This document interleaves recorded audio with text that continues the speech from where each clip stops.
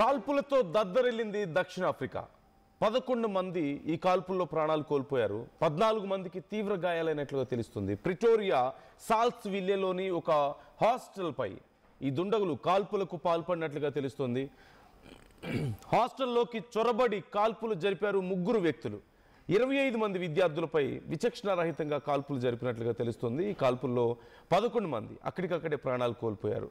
మృతుల్లో 3 12 ఏళ్ల చిన్న వయసున్నటువంటి బాలురుగా గుర్తించారు. ఒక యువతి కూడా ఉంది. అయితే ఎవరు ఈ దారుణానికి పాల్పడ్డారు అనేది ఇంకా తెలియాల్సి ఉంది. ఒక్కసారి మీరు అక్కడ చూడొచ్చు. కాల్పులు జరిగినటువంటి ఘటనలో ఇప్పటికే అక్కడికి ఫోర్సెస్ చేరుకున్నాయి. దీనికి సంబంధించి విచారణ చేస్తున్నట్లుగా తెలుస్తోంది.